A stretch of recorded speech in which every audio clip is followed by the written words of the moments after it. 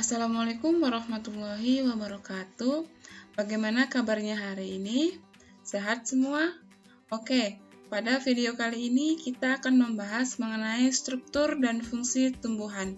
Sebelumnya kalian sudah mempelajari mengenai usaha dan pesawat sederhana.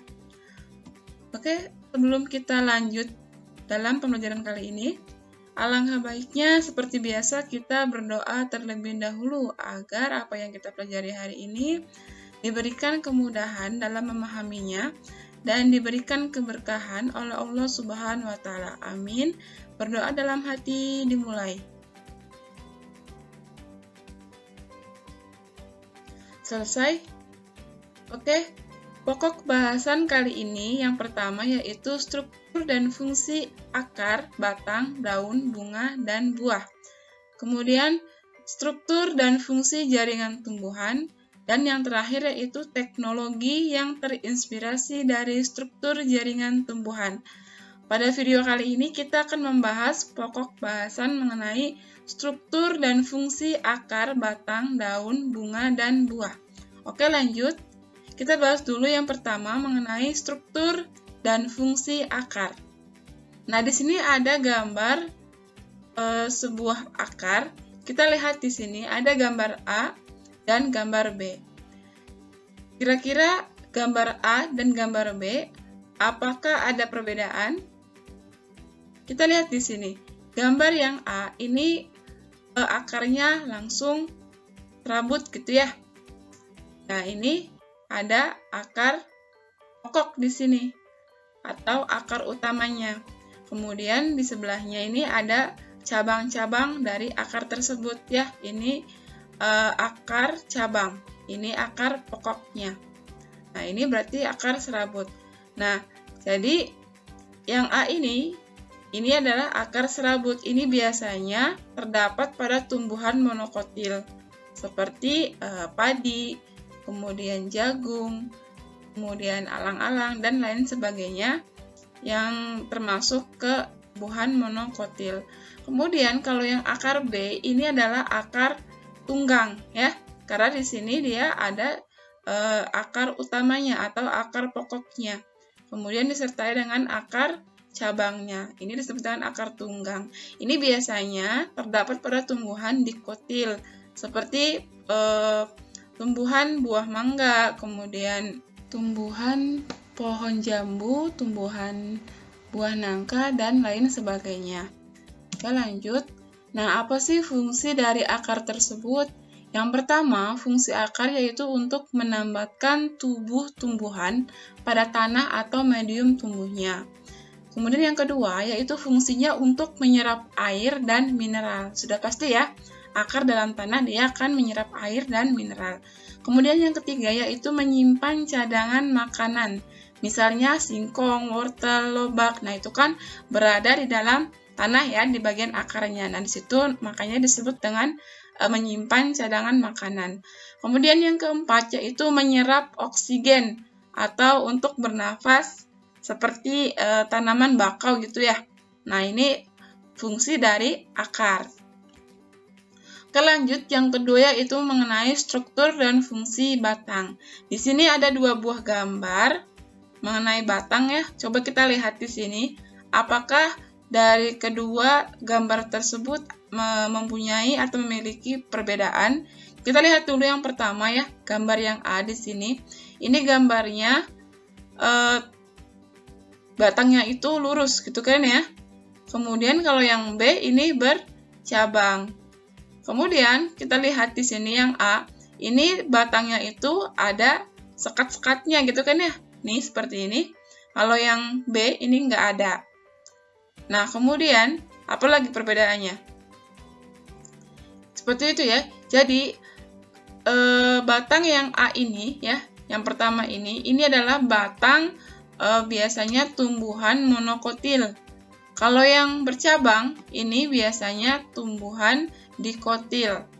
Nah, ini ya, ini batang bambu, berarti bambu ini adalah tumbuhan monokotil. Kalau yang ini batang yang B ini adalah batang yang bercabang. Ini biasanya terdapat pada tumbuhan dikotil. Ya, ini pohon serikaya. Oke, lanjut. Kemudian fungsi batang. Apa sih fungsinya gitu kan ya? Yang pertama, fungsinya yaitu untuk menyokong bagian-bagian tumbuhan yang berada di atas tanah. Kan ya, kalau tadi kan akar di dalam tanah. Nah, kalau batang kan di atas tanah. Nah, itu untuk menyokong bagian-bagian yang lainnya. Kemudian yang kedua yaitu sebagai jalan pengangkutan air dan mineral. Kan ya, tadi kan menyerap air kan akar tuh. Nah, kalau batang itu fungsinya sebagai jalan pengangkutan air dan mineral. Kemudian yang ketiga yaitu fungsinya untuk jalan pengangkutan makanan hasil dari fotosintesis. Ini berarti dari daun kan ya, diangkut ke seluruh bagian tubuh tumbuhan. Kemudian yang keempat yaitu fungsinya yaitu sebagai tempat penyimpan cadangan makanan. Misalnya tebu, kentang, kemudian rimpang kunyit. Nah, ini gambarnya seperti ini ya. Nah, ini kan kalau tebu itu kan ada cadangan makanannya kan itu berada di batang. Sama kentang juga, kemudian rimpang kunyit juga. Nah, seperti itu. Kemudian yang ketiga yaitu struktur dan fungsi daun. Ini ada daun yang gambar A dan daun gambar B. Kita lihat di sini. Gambar A ini daun pepaya ya. Ini memiliki peruratan dan memiliki cabang gitu kan ya, menjari. Itu kan ya, memiliki penjalaran gitu. Nah, kalau yang B ini tidak memiliki penjalaran atau peruratan sejajar ya ini tuh. Nah, ini biasanya terdapat pada tumbuhan monokotil. Kalau yang A ini biasanya terdapat pada tumbuhan dikotil. Apa sih fungsi daun itu? Yang pertama, fungsi daun yaitu mengambil gas karbon dioksida. Ya, fungsinya yang pertama melalui stomata atau mulut daun.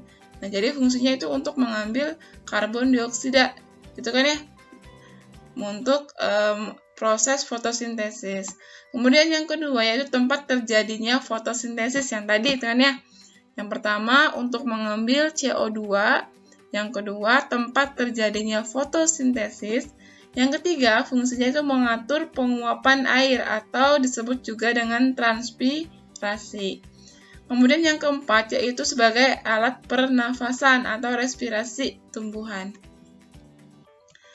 Nah, itu ya fungsi dari daun gitu kan ya. Kemudian struktur daun tuh bagaimana sih? Nah, ini ada sebuah sayatan melintang dari daun gitu kan ya. Nah, ini strukturnya seperti ini kalau dilihat dari sayatan. Nah, ini ya bagian yang bawah ini disebut dengan epidermis bawah. Kalau yang atas ini adalah epidermis atas. Nah, di atas epidermis itu ada kutikula. Biasanya itu pelindung daun itu kan ya. Nah, di bawah juga sama. Ada kutikula juga. Kutikula. Kemudian yang ke bagian kedua, ini ada mesofil. Nah, mesofil ini ada yang disebut dengan spon parenkim atau parenkim spon. Nah, di sini ya, ini parenkim nih. Nah, kalau yang atasnya, seperti jendela ini disebut dengan parenkim palisade. Jadi ada palisade, ada spon. Nah, itu ya. Kemudian, yang celah ini adalah mulut daun atau stomata disebutnya. Nah, di sebelah stomata ini ada sel penjaga. Ini fungsinya untuk membuka dan menutup stomata gitu kan ya. Nah, kalau stomata ini fungsinya untuk keluar masuknya tadi ya, gas CO2 dan O2. Nah, di sini. Oke, lanjut. Nah, bagaimana proses fotosintesis? Nah, proses fotosintesis itu tadi kan ya, daun ini dia akan mengambil karbon dioksida plus dengan air akan bereaksi dan dibantu oleh cahaya dan zat klorofil. Nanti dia akan menghasilkan glukosa atau rumusnya ini C6H12O6 ya. Glukosa atau gula gitu kan ya, atau amilum sama saja. Nah, ini nanti plus dengan oksigen atau O2. Nanti hasil dari fotosintesis ini dia menghasilkan glukosa dan oksigen. Nah, itu ya. Nah, apa sih faktor yang mempengaruhi proses fotosintesis? Yang pertama yaitu faktornya kadar CO2-nya.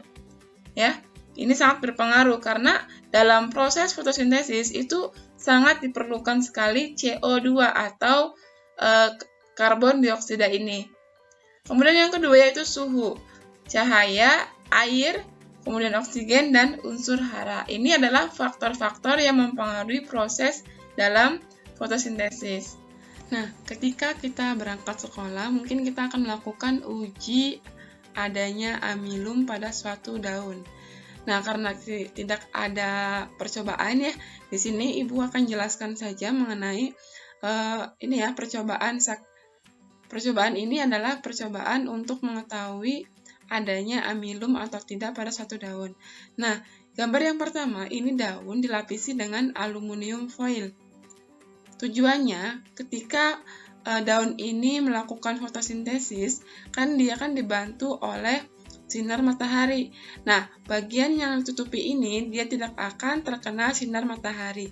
Otomatis di sini tidak ada atau tidak terjadi proses fotosintesis karena tidak ada cahaya matahari yang masuk. Nah, kemudian gambar yang kedua, ini daun kemudian dipetik, kemudian dilarutkan atau dilayukan dalam air mendidih. Kemudian si daun ini kita celupkan atau larutkan dalam cairan atau larutan alkohol, di mana klorofil ini nanti akan larut. Kemudian bagian D, ini daun yang ditetesi dengan larutan iodium, ya. Jadi ketika dibuka bagian ininya kemudian ditetesi dengan cairan iodium, ini bagian yang tengah ini warnanya berbeda gitu kan ya. Kalau bagian yang pinggirnya yang tidak ditutupi dengan aluminium itu warnanya gelap, sedangkan yang bagian tengahnya yang tadinya ditutupi dengan aluminium itu warnanya agak pucat. Kenapa? Karena bagian yang ini menandakan adanya amilum, di mana amilum itu adalah hasil dari proses fotosintesis. Sedangkan bagian yang ditutupi dengan aluminium foil itu warnanya pucat, ini menandakan tidak adanya amilum karena tidak terjadi proses fotosintesis karena cahaya matahari itu tidak bisa masuk. Oke, seperti itu ya. Lanjut. Nah, bagaimana ketika tumbuhan yang tidak memiliki daun? Bagaimana proses fotosintesisnya? Tetap bisa ya, walaupun tanaman kaktus ini adalah tanaman yang daunnya itu berdiferensiasi menjadi duri. Tapi ada bagian yang mengandung klorofil, yaitu di bagian batangnya. Berarti nanti di sini ada proses fotosintesis. Nah, seperti itu ya.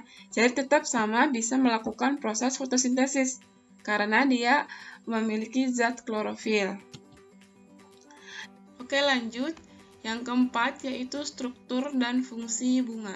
Nah, di sini ada beberapa bagian dari bunga ya. Ini ada 8 bagian. Yang pertama yaitu kepala putik, benang sari, tangkai putik, mahkota bunga, bakal buah, kemudian bakal biji, kelopak bunga, dan tangkai bunga. Nah, ini ada 8 bagian dari struktur bunga. Nah, bagaimana sih fungsi atau sebagai apa bunga itu dalam bagian dari tumbuhan? Nah, yang pertama yaitu fungsinya sebagai alat reproduksi generatif tadi ya. Kalau penyerbukan itu antara kepala putik dan benang sari.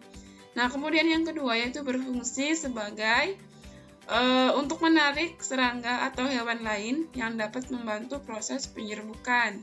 Nah, seperti itu.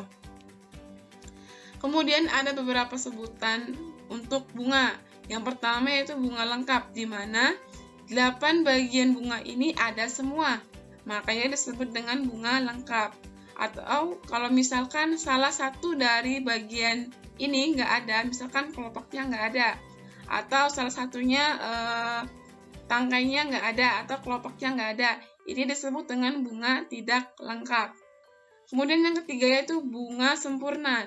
Bunga sempurna ini mengacu pada alat perkembangbiakannya, yaitu benang sari dan kepala putik. Jadi ketika kepala putik dan benang sari ini ada, itu disebut dengan bunga sempurna. Atau misalkan kepala putiknya nggak ada misalkan, atau benang sarinya nggak ada, itu disebut dengan bunga tidak sempurna. Jadi bunga sempurna ini otomatis ini ya, bunga tidak lengkap, atau kalau bunga lengkap ini otomatis bunga sempurna. Nah, kemudian bunga berumah satu, yaitu bunga di mana antara kepala putik dan benang sarinya itu terpisah, tapi masih dalam satu tumbuhan. Contoh misalkan tanaman jagung. Nah, bagian kepala putiknya itu ada di bagian bunganya ya, bagian atasnya. Kemudian kalau ke bagian benang sarinya itu di bagian bawahnya. Jadi bunga berumah satu ini adalah bunga yang antara kepala putik dan benang sarinya terpisah tapi masih dalam satu tumbuhan. Sedangkan bunga berumah dua itu di mana antara kepala putik dan benang sarinya itu sudah terpisah, beda tumbuhan. Misalkan contohnya itu tanaman pakis haji. Nah, itu antara kepala putik dan benang sarinya itu tidak dalam satu tumbuhan, ya, seperti itu. Oke, kemudian yang kelima yaitu struktur dan fungsi buah dan biji. Nah, di sini ada buah mangga. Ini ya, kita lihat kalau kalian mungkin pernah makan mangga ya. Kalau kita belah, nah bagian luar ini adalah bagian kulit atau disebut dengan eksoderm. Kemudian bagian tengahnya atau disebut juga daging buah itu dinamakan mesoderm. Dan yang bagian dalam ya sebelum ke biji itu ada namanya endoderm. Dan bagian tengah yang paling ini ya ditutupi ini adalah biji. Nah, biji ini berasal dari ini ya, bakal biji. Nah, ini buah mangga ini berasal dari bakal buah, di mana ini terjadi ketika ada proses penyerbukan suatu perkembangbiakan pada tumbuhan ya, di mana antara benang sari dan kepala putik itu mengalami peleburan atau penyerbukan. Oke, itu saja, semoga bermanfaat. Sampai ketemu di video selanjutnya. Terima kasih. Wassalamualaikum warahmatullahi wabarakatuh.